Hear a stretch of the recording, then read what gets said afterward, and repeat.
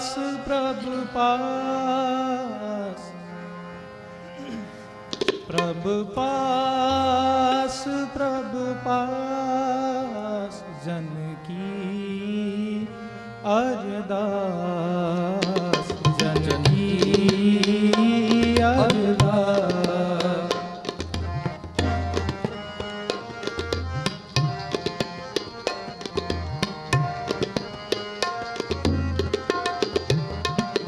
प्रभु पास, प्रभु पास, प्रभु पास, प्रभु पास, जन की अरदास, जन की अरदास, जन की अरदास, जन की अरदास। तू सच्चा साईं, तू सच्चा साईं, तू सच्चा साईं, तू सच्चा साईं।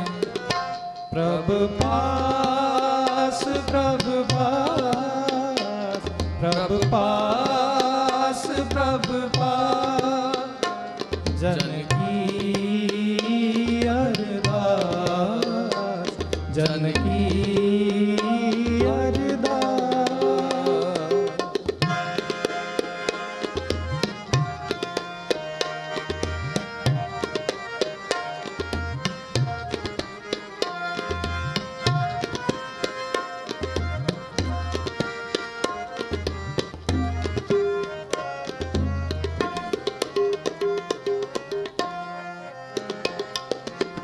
तू रखवाला सदा सदा।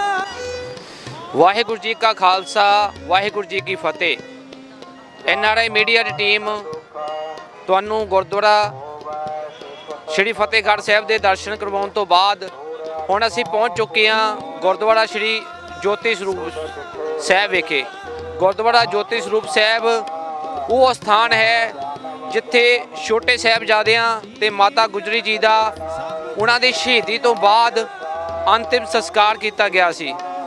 ਜਦੋਂ ਗੁਰਦੁਆਰਾ ਸ਼੍ਰੀ ਫਤਿਹਗੜ੍ਹ ਸਾਹਿਬ ਵਿਖੇ ਛੋਟੇ ਸਾਹਿਬਜ਼ਾਦਿਆਂ ਨੂੰ ਕੰਧਾਂ ਦੇ ਵਿੱਚ ਚਿਣ ਕੇ ਸ਼ਹੀਦ ਕਰ ਦਿੱਤਾ ਗਿਆ ਤੇ ਉਧਰ ਮਾਤਾ ਗੁਜਰੀ ਜੀ ਵੀ ਉਹਨਾਂ ਦਾ ਵਿਯੋਗ ਨਾਲ ਸਹਿੰਦੇ ਹੋਏ ਸ਼ਹੀਦੀ ਪਾ ਗਏ।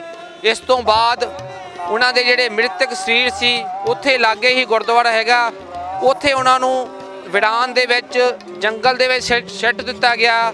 ਉੱਥੇ ਇੱਕ ਖੁੰਖਾਰ ਜੰਗਲ ਸੀ, ਖੁੰਖਾਰ ਜਾਨਵਰ ਰਹਿੰਦੇ ਸੀ, ਪਰ ਇਹ ਕੁਦਰਤ ਦਾ ਕ੍ਰਿਸ਼ਮਾ ਹੀ ਹੈ ਕਿ ਉਸ ਭਿਆਨਕ ਜੰਗਲ ਤੇ ਖੁੰਖਾਰ ਜਾਨਵਰਾਂ ਦੇ ਵਿਚਕਾਰ ਜੰਗਲ ਦੇ ਸਭ ਤੋਂ ਖਤਰਨਾਕ ਜਾਨਵਰ ਮੰਨੇ ਜਾਂਦੇ ਸ਼ੇਰ ਵੱਲੋਂ ਉੱਥੇ ਕਰੀਬ 48 ਘੰਟਿਆਂ ਤੱਕ ਮਾਤਾ ਗੁਜਰੀ ਜੀ ਛੋਟੇ ਸਾਹਿਬਜ਼ਾਦਿਆਂ ਦੇ ਮ੍ਰਿਤਕ ਜਿਹੜੇ ਸਰੀਰ ਸੀ ਉਹਨਾਂ ਦੀ ਜਿਹੜੀ ਰਾਖੀ ਕੀਤੀ ਗਈ। 2 ਦਿਨ ਤੱਕ ਮਾਤਾ ਗੁਜਰੀ ਜੀ ਤੇ ਸਾਹਿਬਜ਼ਾਦਿਆਂ ਦੇ ਸਰੀਰ ਉੱਥੇ ਪਏ ਰਹਿੰਦੇ ਹਨ। ਉਸ ਤੋਂ ਬਾਅਦ ਇਸੇ ਸ਼ਹਿਰ ਦੇ ਦੀਵਾਨ ਟੋਡਰਮੱਲ ਉਹ ਇਹਨਾਂ ਮ੍ਰਿਤਕ ਸਰੀਰਾਂ ਦੇ ਸੰਸਕਾਰ ਵਾਸਤੇ ਅੱਗੇ ਆਉਂਦੇ ਹਨ, ਪਰ ਉਹਨਾਂ ਦੇ ਵਿੱਚ ਅੜਿੱਕਾ ਮੰਨਦੇ ਨੇ ਮੁਗਲ ਹਾਕਮ, ਮੁਗਲ ਜ਼ਾਲਮ, ਜਿਨ੍ਹਾਂ ਨੇ ਇਹਨਾਂ ਮਾਸੂਮ ਬੱਚਿਆਂ ਤੇ ਬਜ਼ੁਰਗ ਮਾਤਾ ਨੂੰ ਸ਼ਹੀਦ ਕਰ ਦਿੱਤਾ ਸੀ। ਜਦੋਂ ਦੀਵਾਨ ਟੋਡਰਮੱਲ ਸੰਸਕਾਰ ਵਾਸਤੇ ਮੁਗਲਾਂ ਕੋਲੋਂ ਜਗ੍ਹਾ ਮੰਗਦੇ ਨੇ ਤਾਂ ਮੁਗਲ ਆਖਦੇ ਨੇ ਜੇ ਸੰਸਕਾਰ ਵਾਸਤੇ ਜਗ੍ਹਾ ਚਾਹੀਦੀ ਹੈ ਤਾਂ ਤੁਹਾਨੂੰ ਜਗ੍ਹਾ ਮੁੱਲ ਲੈਣੀ ਪਵੇਗੀ, ਕਿਉਂਕਿ ਇਸ ਸਾਰੇ ਇਲਾਕੇ ਤੇ ਉਹਨਾਂ ਦਾ ਰਾਜ ਭਾਗ ਹੈਗਾ, ਉਹਨਾਂ ਦਾ ਕਬਜ਼ਾ ਹੈਗਾ। ਇਸ ਤੇ ਦੀਵਾਨ ਟੋਡਰਮੱਲ ਸੋਨੇ ਦੀਆਂ 78000 ਮੋਹਰਾਂ ਦੇ ਕੇ ਮਾਤਾ ਜੀ ਤੇ ਛੋਟੇ ਸਾਹਿਬਜ਼ਾਦਿਆਂ ਦੇ ਸੰਸਕਾਰ ਵਾਸਤੇ ਜਗ੍ਹਾ ਖਰੀਦਦੇ ਨੇ। ਅਸੀਂ ਉਸੇ ਸਥਾਨ ਤੇ ਖੜੇ ਹਾਂ ਗੁਰਦੁਆਰਾ ਸ਼੍ਰੀ ਜੋਤੀ ਸਰੂਪ ਸਾਹਿਬ ਵਿਖੇ, ਜਿਸ ਨੂੰ ਦੁਨੀਆ ਦੀ ਸਭ ਤੋਂ ਮਹਿੰਗੀ ਧਰਤੀ ਹੋਣ ਦਾ ਮਾਣ ਪ੍ਰਾਪਤ ਹੈ। ਇਹ ਦੁਨੀਆ ਦੀ ਮਹਿੰਗੀ ਧਰਤੀ ਉਸ ਸਮੇਂ ਤੋਂ ਹੈ ਜਦੋਂ ਇੱਥੇ ਛੋਟੇ ਸਾਹਿਬਜ਼ਾਦੇ ਤੇ ਮਾਤਾ ਜੀ ਨੂੰ ਸ਼ਹੀਦ ਕਰ ਦਿੱਤਾ ਗਿਆ ਸੀ। ਅੱਜ ਵੀ ਇਹ ਵਰਲਡ ਰਿਕਾਰਡ ਹੈ ਕਿ ਦੁਨੀਆ ਵਿੱਚ ਇਸ ਜਗ੍ਹਾ ਤੋਂ ਮਹਿੰਗੀ ਧਰਤੀ ਕੋਈ ਨਹੀਂ ਹੈ। NRI ਮੀਡੀਆ ਦੇ ਜਰੀਏ ਤੁਸੀਂ ਇਸ ਵੇਲੇ ਦੁਨੀਆ ਦੀ ਜਿਹੜੀ ਸਭ ਤੋਂ ਮਹਿੰਗੀ ਧਰਤੀ ਸਰਹੰਦ ਸ਼੍ਰੀ ਫਤਿਹਗੜ੍ਹ ਸਾਹਿਬ ਦੇ ਦਰਸ਼ਨ ਕਰ ਰਹੇ ਹੋ। ਅਸੀਂ ਹੁਣ ਅੱਗੇ ਜਾ ਕੇ ਤੁਹਾਨੂੰ ਗੁਰਦੁਆਰਾ ਸਾਹਿਬ ਵਿਖੇ ਦਰਸ਼ਨ ਕਰਵਾਉਣੇ ਹਾਂ। ਦੂਰ ਦੂਰ ਤੋਂ ਸ਼ਹੀਦੀ ਜੋੜ ਮੇਲੇ ਦੇ ਕਰਕੇ ਇੱਥੇ ਸੰਗਤਾਂ ਪੁੱਜੀਆਂ ਹੋਈਆਂ ਨੇ, ਸੰਗਤਾਂ ਪੁੱਜ ਰਹੀਆਂ ਨੇ, ਦਰਸ਼ਨ ਕਰ ਰਹੀਆਂ ਨੇ। ਠੰਡ ਦੇ ਦਿਨ ਆ ਔਰ ਇਹ ਠੰਡ ਦੇ ਦਿਨ ਮਹਾਨ ਸਿੱਖ ਇਤਿਹਾਸ ਦੀ ਸ਼ਹੀਦਾਂ ਦੀਆਂ ਜਿਹੜੀਆਂ ਸ਼ਹਾਦਤਾਂ ਹੋਈਆਂ ਨੇ, ਨਿੱਕੀਆਂ ਜਿੰਦਾਂ ਦੇ ਵੱਡੇ ਸਾਕੇ, ਉਹਨਾਂ ਦੀ ਸਾਨੂੰ ਯਾਦ ਦਿਵਾਉਂਦੀਆਂ ਨੇ। ਆਓ ਅਸੀਂ ਗੁਰਦੁਆਰਾ ਸਾਹਿਬ ਦੇ ਅੰਦਰ ਚੱਲਦੇ ਹਾਂ ਤੇ ਤੁਹਾਨੂੰ ਦਰਸ਼ਨ ਕਰਵਾਉਂਦੇ ਹਾਂ।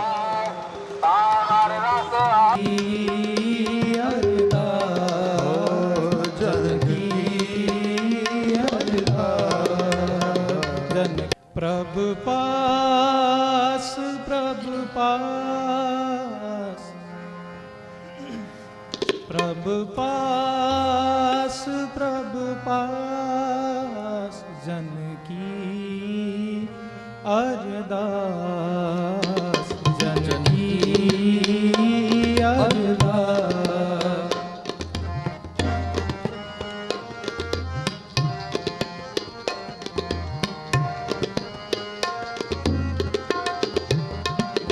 प्रभ पास प्रभ पास प्रभ पास प्रभ पास जन की अरदास जन की अरदास जन की अरदास जन की अरदास। तू सच्चा साईं तू सच्चा साईं तू सच्चा साईं तू सच्चा साईं। प्रभ पास प्रभ पास प्रभ पास प्रभ पास जन की अरदास जन की अरदास।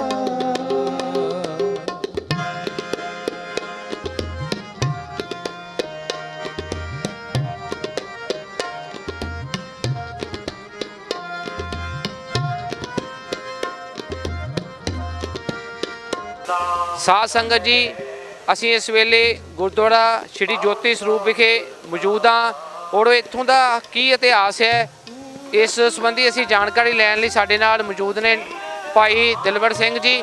ਉਹਨਾਂ ਨਾਲ ਗੱਲਬਾਤ ਕਰਦੇ ਹਾਂ ਤੇ ਉਹਨਾਂ ਤੋਂ ਅਸੀਂ ਜਾਣਕਾਰੀ ਹਾਸਲ ਕਰਦੇ ਹਾਂ। ਭਾਈ ਸਾਹਿਬ, ਪਹਿਲਾਂ ਵਾਹਿਗੁਰੂ ਜੀ ਕਾ ਖਾਲਸਾ ਵਾਹਿਗੁਰੂ ਜੀ ਕੀ ਫਤਿਹ। ਭਾਈ ਸਾਹਿਬ ਜੀ, ਇਹ ਜਿਹੜਾ ਧਾਰਮਿਕ ਸਥਾਨ ਆ ਬਹੁਤ ਮਹੱਤਤਾ ਰੱਖਦਾ ਸਿੱਖ ਇਤਿਹਾਸ ਦੇ ਵਿੱਚ, ਇਹਦੇ ਇਤਿਹਾਸ ਬਾਰੇ ਸਿੱਖ ਸੰਗਤਾਂ ਨੂੰ ਥੋੜਾ ਵਿਸਥਾਰ ਨਾਲ ਜਾਣਕਾਰੀ ਦਿਓ ਜੀ। ਸਭ ਤੋਂ ਪਹਿਲਾਂ ਗੁਰੂ ਫਤਿਹ ਦੀ ਸਾਂਝ। ਵਾਹਿਗੁਰੂ ਜੀ ਕਾ ਖਾਲਸਾ ਵਾਹਿਗੁਰੂ ਜੀ ਕੀ ਫਤਿਹ।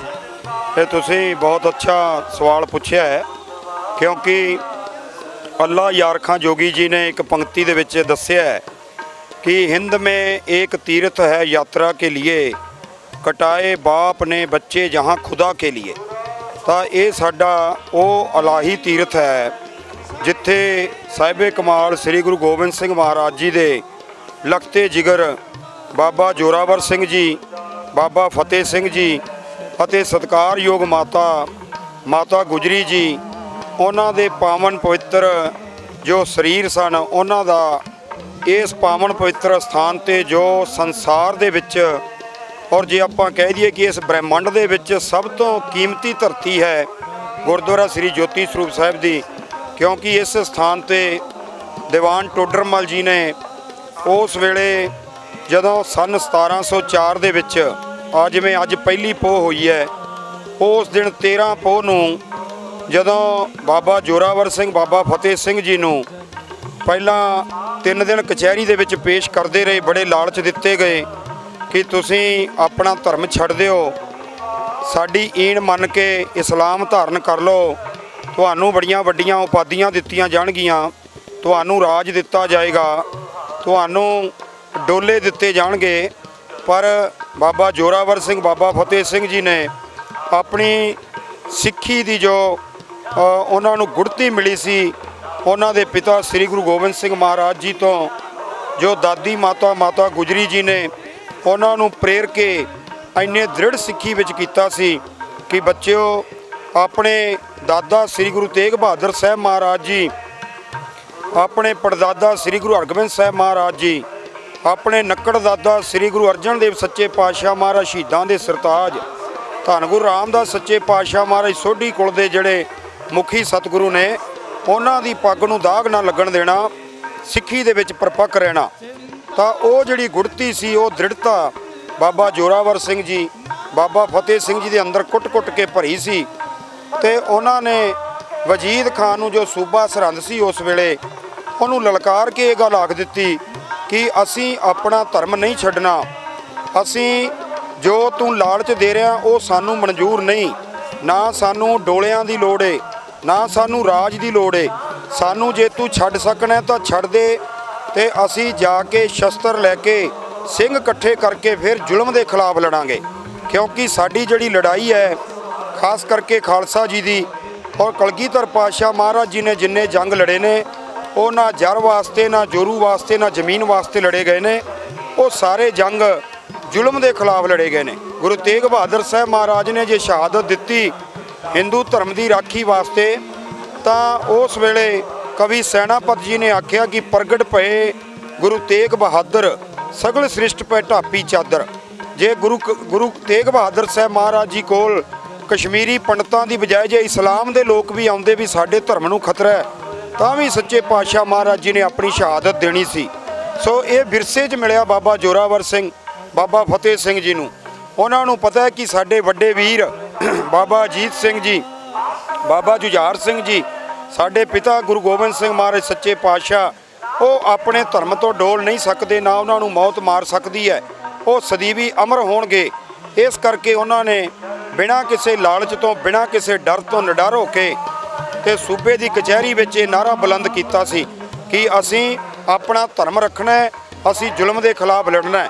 ਤਾਂ ਉਸ ਵੇਲੇ ਜਦੋਂ ਸੂਬੇ ਸਰਹੰਦ ਨੇ ਕਾਜੀ ਤੋਂ ਫਤਵਾ ਲਵਾ ਕੇ ਬਾਬਾ ਜ਼ੋਰਾਵਰ ਸਿੰਘ ਬਾਬਾ ਫਤਿਹ ਸਿੰਘ ਜੀ ਨੂੰ 13 ਪੋਹ ਦੇ ਦਿਨ ਦਸੰਬਰ ਦੀ 28 ਤਰੀਕ ਬਣਦੀ ਹੈ, ਜਿਵੇਂ ਅੱਜ ਆਪਾਂ ਮਨਾ ਰਹੇ ਹਾਂ 26, 27 ਤੇ 28 ਨੂੰ, ਜੋ ਸ਼ਹੀਦੀ ਜੋੜ ਮੇਲ ਫਤਿਹਗੜ੍ਹ ਸਾਹਿਬ ਦੀ ਪਾਵਨ ਧਰਤੀ ਤੇ ਹੋਣਾ ਹੈ, ਜਿਹਦੇ ਵਿੱਚ ਦੇਸ਼ਾਂ ਵਿਦੇਸ਼ਾਂ 'ਚੋਂ ਲੱਖਾਂ ਸੰਗਤਾਂ ਨੇ ਆ ਕੇ ਇੱਥੇ ਇਹਨਾਂ ਛੋਟੀਆਂ ਜਿੰਦਾਂ ਵੱਡੇ ਸਾਕੇ ਬਾਬਾ ਜ਼ੋਰਾਵਰ ਸਿੰਘ ਬਾਬਾ ਫਤਿਹ ਸਿੰਘ ਜੀ ਔਰ ਜਗਤ ਮਾਤਾ ਗੁਜਰੀ ਜੀ, ਜਿਨ੍ਹਾਂ ਨੇ ਬਜ਼ੁਰਗੀ ਦੀ ਅਵਸਥਾ ਦੇ ਵਿੱਚ, ਬਹੁਤ ਵੱਡੀ ਅਵਸਥਾ ਸੀ ਉਸ ਵੇਲੇ, 85 ਤੋਂ 90 ਸਾਲ ਦੀ ਉਮਰ ਦੇ ਵਿੱਚ ਮਾਤਾ ਜੀ ਨੇ ਸ਼ਹਾਦਤ ਦਾ ਜਾਮ ਪੀਤਾ ਹੈ।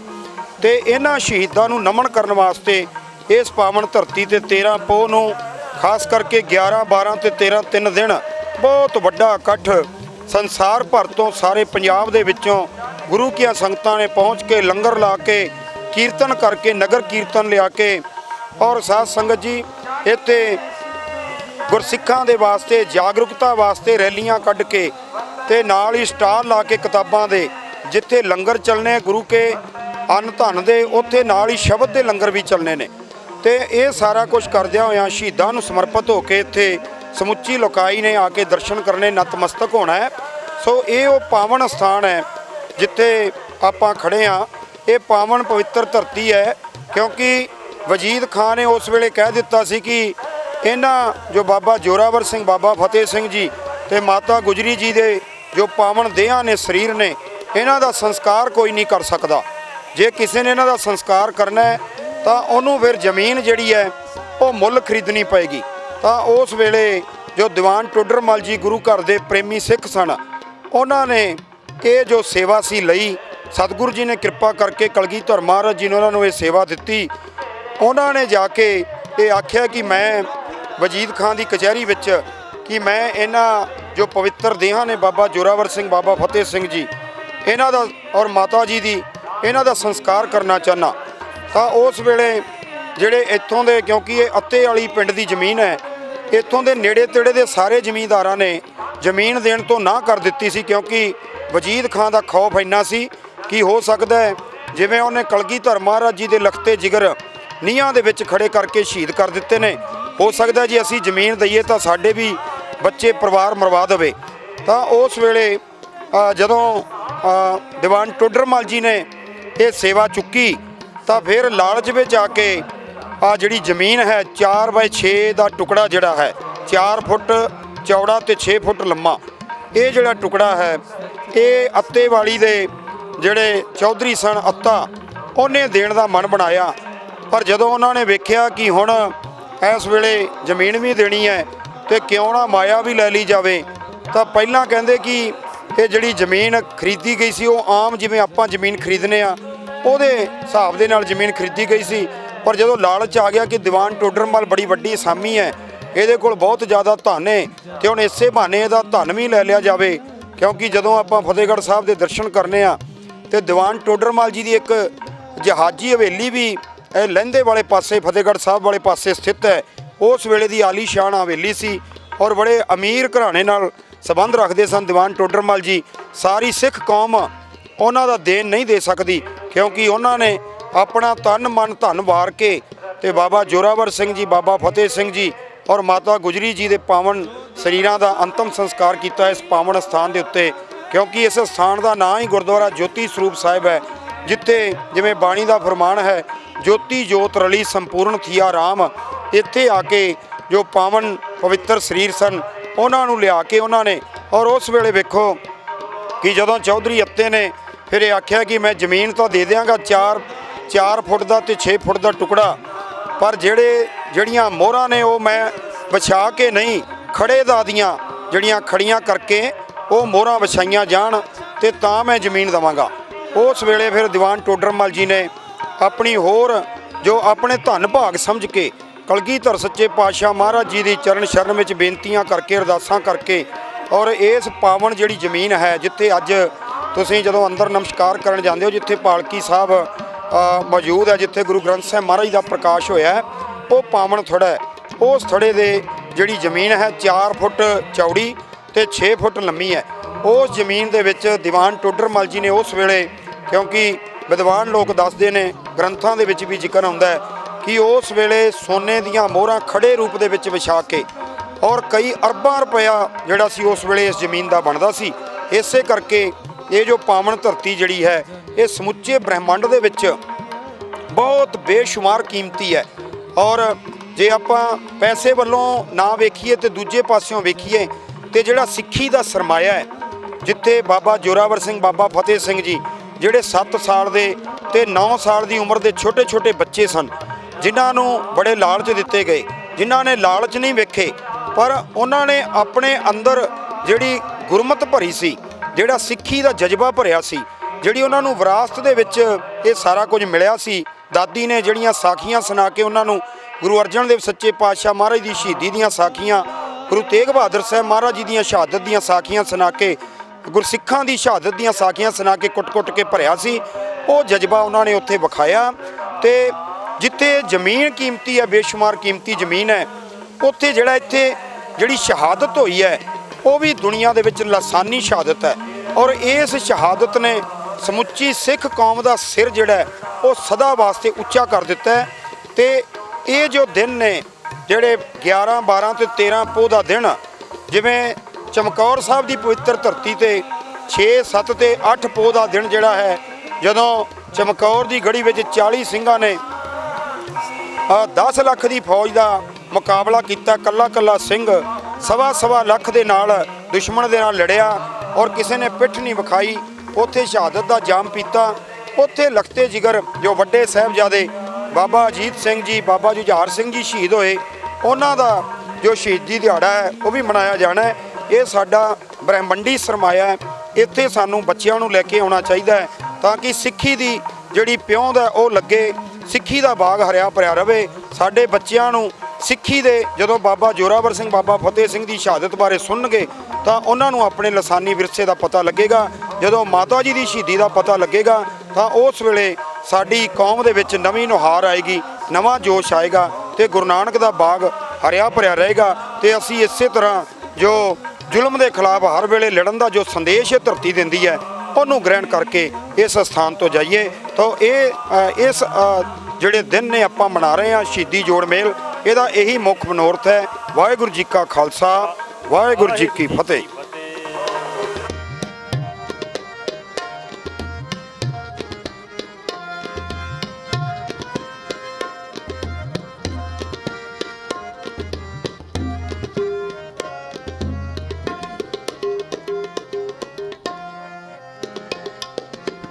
ਤੂੰ ਰਖਵਾਲਾ ਸਦਾ ਸਦਾ ਹਾਂ ਤੁਧ ਤੇ ਆਈ।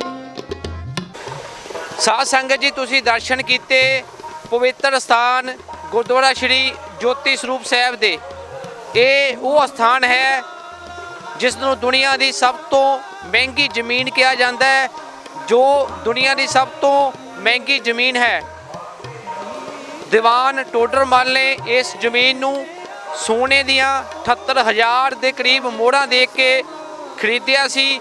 ਇੱਥੇ ਸਥਾਨ ਤੇ ਮਾਤਾ ਗੁਜਰੀ ਜੀ ਤੇ ਛੋਟੇ ਸਾਹਿਬਜ਼ਾਦਿਆਂ ਦਾ ਸੰਸਕਾਰ ਕੀਤਾ ਗਿਆ ਸੀ। ਤੋ ਸ਼ਹੀਦੀ ਜੋੜ ਮੇਲੇ ਤੇ ਇਸ ਸਥਾਨ ਤੇ ਵੱਡੀ ਗਿਣਤੀ ਵਿੱਚ ਸੰਗਤਾਂ ਪੁੱਜੀਆਂ ਨੇ, ਸੰਗਤਾਂ ਦਰਸ਼ਨ ਦਿਦਾਰੇ ਕਰ ਰਹੀਆਂ ਨੇ। ਤੋ ਹਰ ਇੱਕ ਸਿੱਖ ਨੂੰ ਚਾਹੀਦਾ ਹੈ ਕਿ ਸ਼ਹੀਦੀ ਜੋੜ ਮੇਲੇ ਤੇ ਜ਼ਰੂਰ ਪਹੁੰਚ ਕੇ ਇਸ ਤਰ੍ਹਾਂ ਦੇ ਜਿਹੜੇ ਧਾਰਮਿਕ ਸਥਾਨ ਨੇ, ਜੋ ਸ਼ਹੀਦੀ ਸਥਾਨ ਨੇ, ਉਹਨਾਂ ਦੇ ਦਰਸ਼ਨ ਜ਼ਰੂਰ ਕਰਨ। ਤੇ ਖਾਸ ਕਰਕੇ ਜਿਹੜੀ ਨੌਜਵਾਨ ਪੀੜ੍ਹੀ ਹੈ, ਜਿਹੜੀ ਸਾਡੇ ਬੱਚੇ ਨੇ, ਉਹਨਾਂ ਨੂੰ ਆਪਣੇ ਸਿੱਖੀ ਵਿਰਸੇ ਦੇ ਨਾਲ ਜੋੜਨ ਲਈ, ਆਪਣੇ ਗੌਰਵਮਈ ਸਿੱਖ ਇਤਿਹਾਸ ਤੋਂ ਜਾਣੂ ਕਰਵਾਉਣ ਵਾਸਤੇ ਇਸ ਤਰ੍ਹਾਂ ਦੇ ਜਿਹੜੇ ਗੁਰੂ ਧਾਮ ਨੇ, ਜਿਹੜੇ ਇਤਿਹਾਸਿਕ ਸਥਾਨ ਨੇ, ਉਹਨਾਂ ਦੇ ਦਰਸ਼ਨ ਜ਼ਰੂਰ ਕਰਾਉਣੇ ਚਾਹੀਦੇ ਨੇ। ਕੈਮਰਾਮੈਨ ਰਾਜਵੀਰ ਸਿੰਘ ਬਰਾੜ ਦੇ ਨਾਲ ਇੰਦਰਜੀਤ ਸਿੰਘ ਚਾਲ, NRI ਮੀਡੀਆ, ਸ਼੍ਰੀ ਫਤਿਹਗੜ੍ਹ ਸਾਹਿਬ। ਜਨ ਕੀ ਅਰਦਾਸ, ਜਨ ਕੀ ਅਰਦਾਸ, ਜਨ ਕੀ ਅਰਦਾਸ।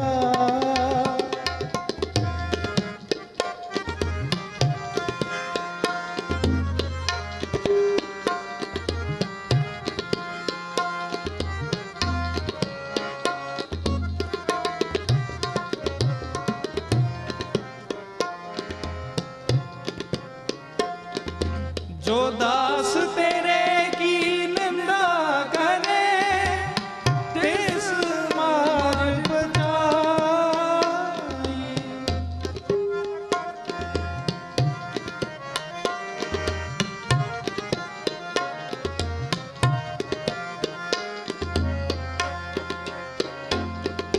जो दास तेरे की निंदा करे, तिस मार बचाई। चिंता छड़ अचिंत रहो, नानक लग पाई। चिंता